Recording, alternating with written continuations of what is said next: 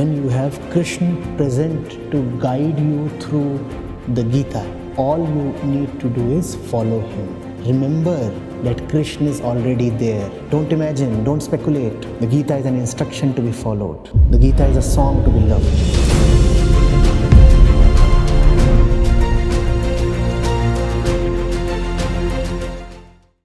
Good evening, Acharya ji. My name is Harshit Goel and I am from first year IT branch.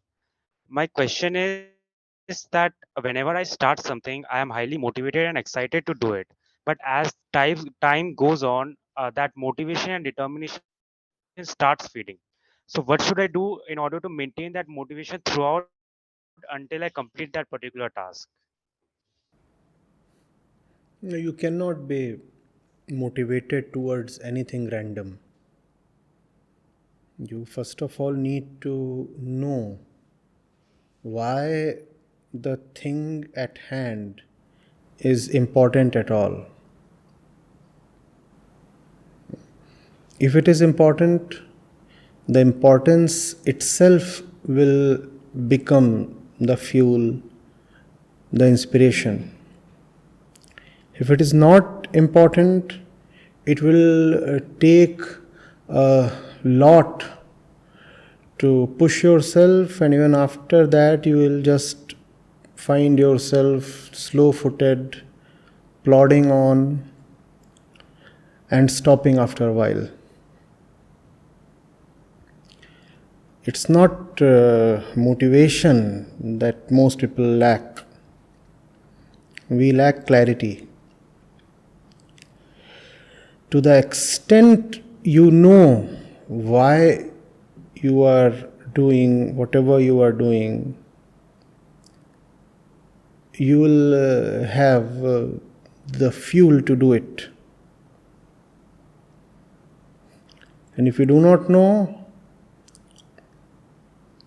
you'll always find yourself short of energy.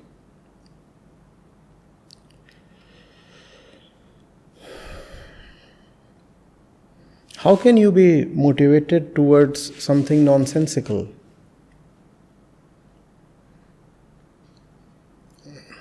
Within you, there is someone who has a real need.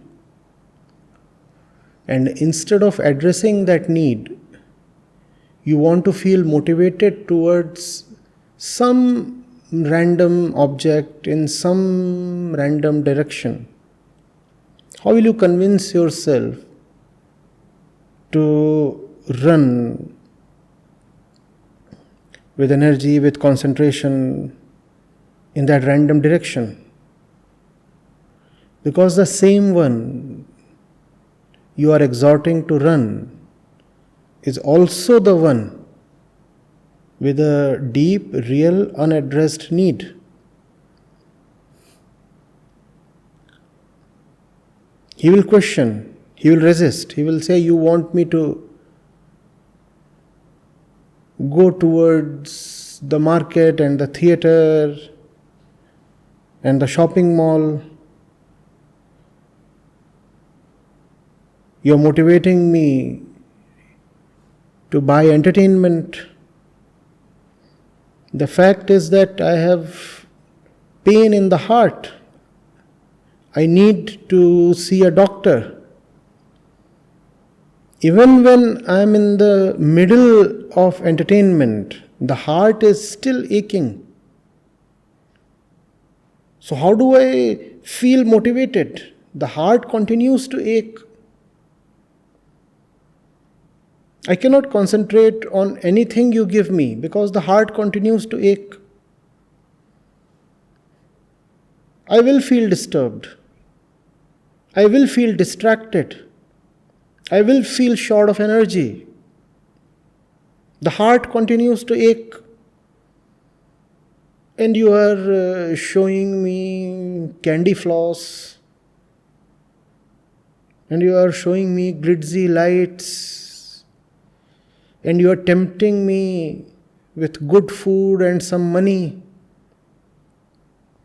And you are trying to motivate me with lofty words. And the heart continues to ache. How do I listen to you? You first of all address my real need. Now, instead of addressing my real need, you are trying to pump me up towards some arbitrary goal. Come on, rise, run, get the trophy, be a winner. And I am pleading to you, sir, there's a heart here and it pains. Can we please talk of that? No, we don't want to talk of that. We don't want to talk of anything real because our very existence is a sham.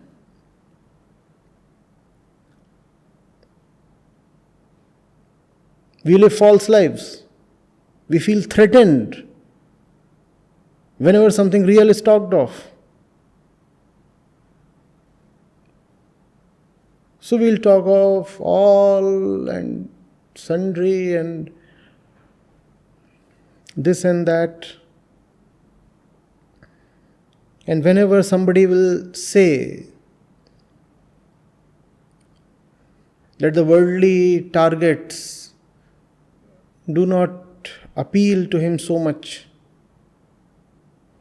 we will call that person as lacking in motivation. He is not lacking in motivation. In fact, this person probably has greater clarity than the others who are rushing in blind directions with a lot of vigor. This person is more real, and therefore he cannot bring himself to participate enthusiastically in the nonsense of the world.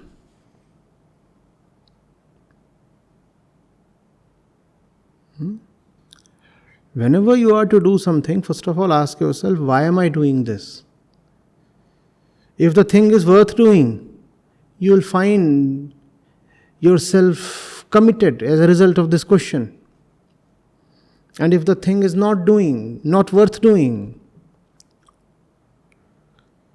then this question will ensure that it is not done.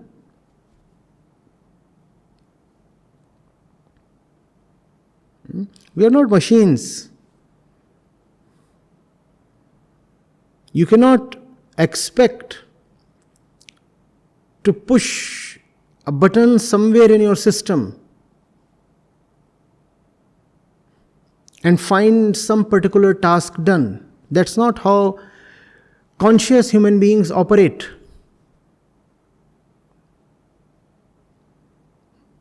We are not born to just work.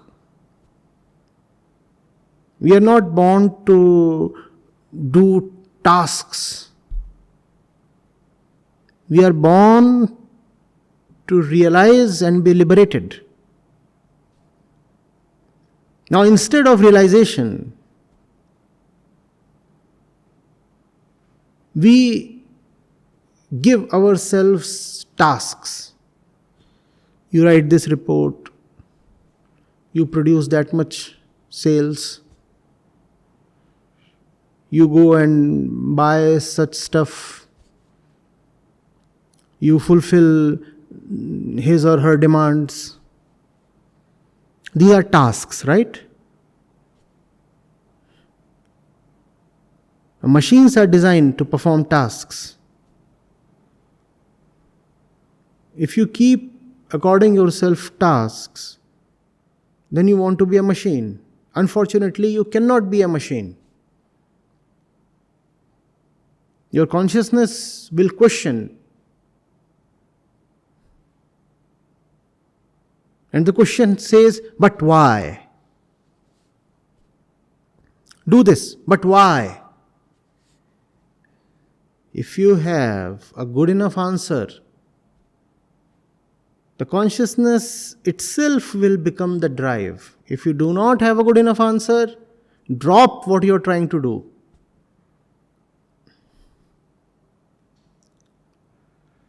Forget about having good answers. We do not even have good questions. And then we complain of demotivation. And then there is this entire self-help genre. We rush towards books that motivate us or people that motivate us. And all that works for a while, seemingly.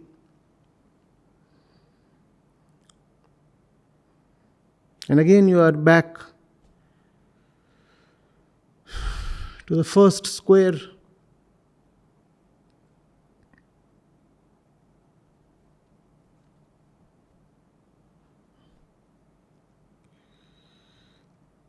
In general, our lives have been spent in such blind ways that even to ask the question, but why? Seems to deflate us because it's a very new question. Our families, our education, our environment never taught us to ask this question, but why? If things are to be done, they are to be done. You are nobody to seek clarity. You are nobody to know why this thing needs to be done. You are being taught mathematics. The teacher never explained to you why mathematics is important in the first place. The teacher came and started with lessons. The fundamental thing, but why? Why must I know this? Never addressed. So the question itself sounds bizarre now. You are being told of ancient kingdoms.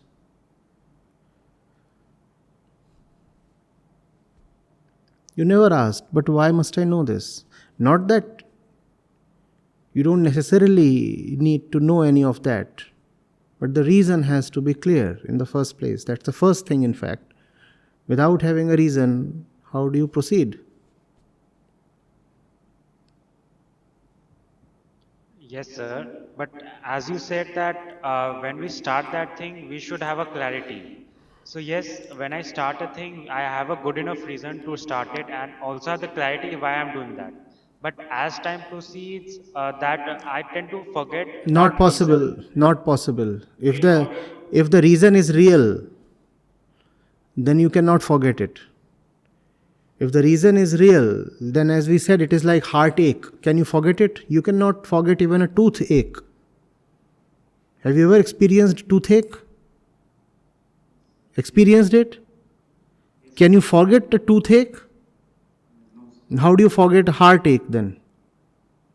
If you can forget it, then the reason is just something in the memory. Something in the memory can be forgotten. The real thing cannot be forgotten. It stays with you. It makes itself felt. It's just that you are according yourself very superficial reasons. Reasons that carry some little weight. And if they carry some little weight, then they can keep you motivated for some little time. And then the motivation is gone. The reasons that you are talking of are not genuine reasons. Reasons like, if I do not do this, then I will not get marks. What kind of reason is this? If I do not do this, then my rank in my class will fall. Now, what kind of reason is this? Is there any heart in this reason? That's the kind of reasons we give ourselves. No? If I do not submit the assignment by tomorrow, I'll lose a grade. No, this is not going to really awaken your energies and make you a superhuman. No. This can, at best, keep you awake for an additional 15 minutes, and then you will again doze off.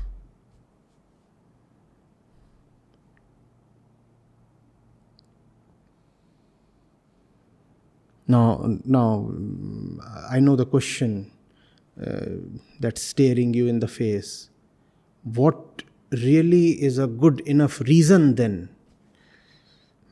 If grades are not a reason, if money is not a reason, if rank is not a reason, what really is a good enough reason worth living for? Now that's something you need to discover as a young man.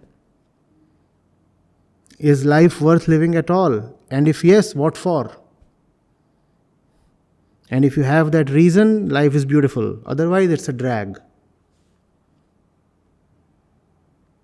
What does one live for? Grades? One cannot live for grades, I assure you. Money? You'll be bored of it.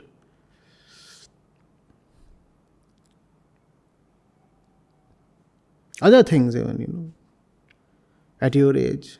Booze, girls, parties. You'll find yourself so demotivated. You'll fall asleep in the middle of a party.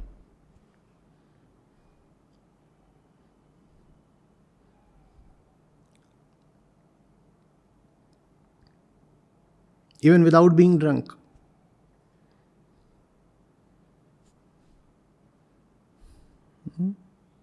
What is it that can keep you alive? What is it that can keep the heart pumping? What is it that can keep the blood warm and flowing? Yes, you need to have that in life. Otherwise, there would be only laziness and drowsiness and apathy on your face.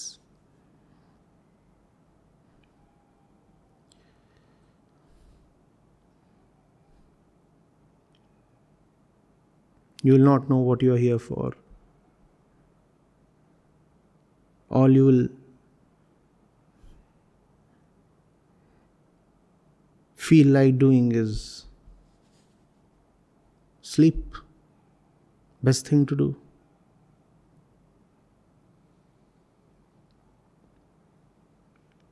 Sleep not merely in the physical sense, in the mental sense. Become numb.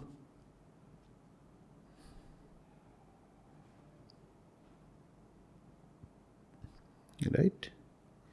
Begin by discounting, negating. What is it that one cannot live for? That's the process of Vedanta. Keep discounting. Keep pushing things aside. No. For sure one cannot live for this. For sure one was not born for this. Then you will find some clarity emerging. And it's so beautiful, you will fall in love with it. And then you will not be short of energy.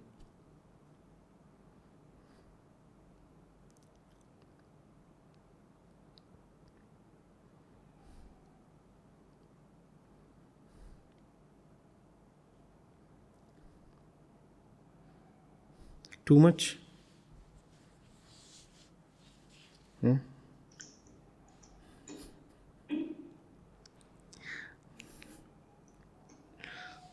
If this is too much, then falling asleep is better. Have a good night.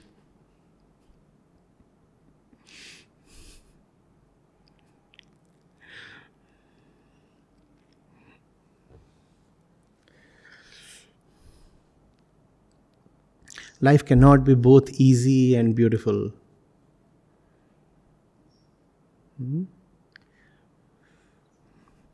Beauty is a difficult thing.